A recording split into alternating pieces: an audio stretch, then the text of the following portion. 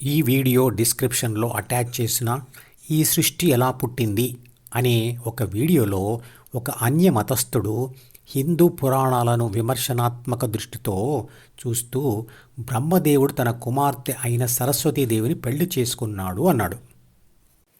హిందూ పురాణాలలో చాలా వరకు భౌతిక ఉపమానాలను అంటే ఉదాహరణలను ఇస్తూ ఆధ్యాత్మిక విషయాలను వివరించడం జరుగుతుంది.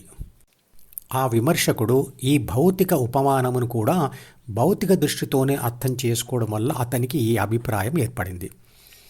అతను రెండవ మతంలో ఈనాటికి కొనసాగుతున్న ఒక దురాచారమును సమర్థించడానికి ఈ వ్యాఖ్యలు చేశాడు. ఆ రెండవ మతం మొదటి మతం నుండే పుట్టింది కాబట్టి.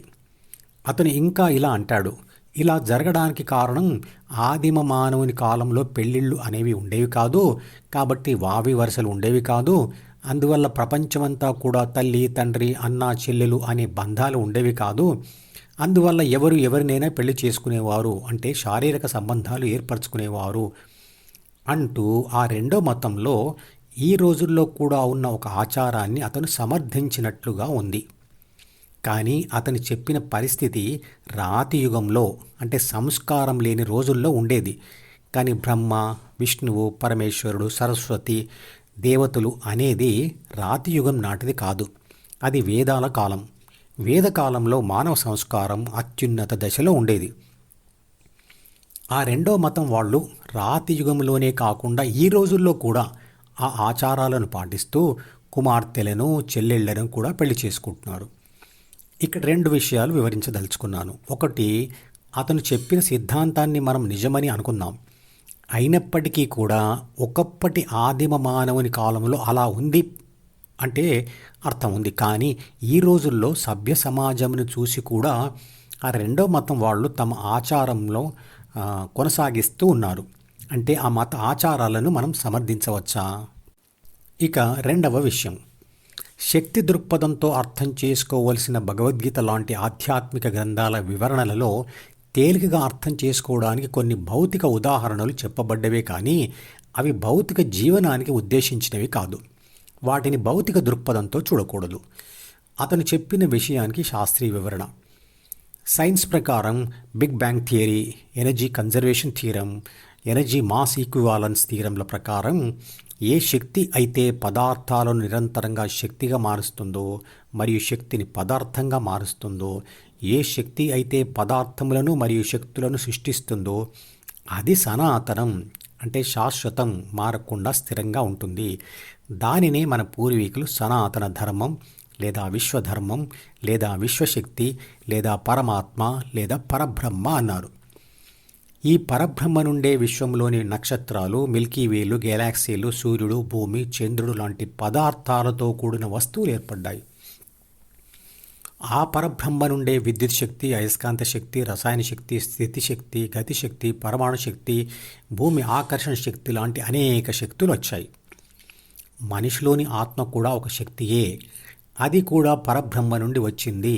అంటే అది పరబ్రహ్మ యొక్క ఒక అంశ కాబట్టి దానిని బ్రహ్మ అనవచ్చు. ఎలాగైతే విశ్వశక్తికి మనం ఇచ్చుకున్న ఒక భౌతిక రూపం పరబ్రహ్మనో, అలాగే సరస్వతీదేవి రూపం జ్ఞానానికి ఇచ్చుకున్న ఒక భౌతిక సింబల్ మాత్రమే. నిజంగా సరస్వతీదేవి అంటూ ఒక స్త్రీ లేదు, బ్రహ్మ అంటూ ఒక పురుషుడు లేడు. వాళ్ళిద్దరు పెళ్లి చేసుకోవడం అంతకంటే లేదు. జ్ఞానం అనే పదానికి ప్రాపంచిక జ్ఞానం లేదా పరమాత్మ యొక్క ప్రత్యక్ష జ్ఞానం అని రెండు రకాల అర్థాలు ఉన్నాయి. సరస్వతీదేవిని ప్రాపంచిక జ్ఞానం అనుకుంటే దాని వివరణ ఇలా ఉంటుంది. పరబ్రహ్మ అంశ అయిన బ్రహ్మ అంటే చిత్రపటంలో చూపించిన ఏ ప్రాథమిక మనసు అంటే బీని చదివి తర్వాత సి అంటే అహంభావమును పొంది ప్రాపంచిక ఆత్మగా మారుతుంది. ఏబిసి డి అంటే జ్ఞాపకాల పుస్తకంలోని కోరికలతో జ్ఞానేంద్రియాల ద్వారా ప్రపంచాన్ని అనుభవించినప్పుడు అనుభవం నుండి ప్రాపంచిక జ్ఞానం పుడుతుంది, అంటే సరస్వతీదేవి పుడుతుంది. ఆ ప్రపంచ జ్ఞానం డీలోనే రాయబడుతుంది. అంటే బ్రహ్మదేవుడు కుమార్తె అయిన సరస్వతిని డీలో ఉంచాడు. ఆ తర్వాత ప్రాపంచిక ఆత్మ డీకి అతుకుపోయి దాని ద్వారానే ప్రపంచ అనుభవాలు పొందుతుంది. అంటే బ్రహ్మ సరస్వతీదేవిని పెళ్లి చేసుకున్నాడు. ఇది ఏబిసి డిఈఎఫ్ దారిలో వెళ్తే ఏర్పడే పరిణామం. ఇక సరస్వతీదేవిని పరమాత్మ లేదా విశ్వశక్తి యొక్క ప్రత్యక్ష జ్ఞానం అనుకుంటే దాని వివరణ ఇలా ఉంటుంది. ఎప్పుడైతే ధ్యానం చేస్తూ ఏబిసి డిఈఎఫ్ దారిని వదిలి జి అంటే ధ్యాన కోరిక ద్వారా హెచ్ అంటే హృదయంలో స్థిరపడుతుందో అప్పుడు బి మరియు సిల అవసరం ఉండక రెండు కూడా వదిలిపోయి ఆత్మశక్తి లేదా బ్రహ్మ ఒంటరిగా ఉండిపోతుంది. అప్పుడు బ్రహ్మకు కలిగేది లేదా దొరికేది పరమాత్మ లేదా పరబ్రహ్మ ప్రత్యక్ష జ్ఞానం. అది బ్రహ్మకు పరబ్రహ్మను అనుభవించడం వల్ల పుట్టిన సరస్వతి. ఇక అప్పటి నుండి బ్రహ్మ సరస్వతితోనే నిరంతరంగా ఉండిపోతుంది. అదే స్థితప్రజ్ఞ, అదే సమాధి స్థితి. బ్రహ్మజ్ఞానం పొందిన బ్రహ్మజ్ఞానం అయిన సరస్వతి వల్ల కలిగిన సంతానం పేరు మనువు. అంటే బ్రహ్మజ్ఞానం పొందిన బ్రహ్మ యొక్క శిష్యుడు మనువు. ఎవరైతే ధ్యాన విద్యను అనుసరిస్తూ బ్రహ్మజ్ఞానం పొంది తనను తానే బ్రహ్మగా గుర్తించగలడో అతనే మనువు. బ్రహ్మజ్ఞానం పొందిన వ్యక్తి నుండే వేదాలు, ఉపనిషత్తులు మరియు వాటి సారమైన భగవద్గీత కూడా వచ్చింది. ధ్యాన విద్యను మొట్టమొదటిసారిగా మనుషులకందరికీ పరిచయం చేసిన వాడు మనువు.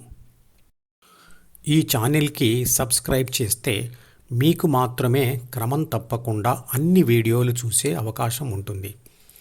ఇతరులకు షేర్ చేస్తే మీ వల్ల వారికి కూడా ఈ వీడియోలు చూసే అవకాశం వస్తుంది.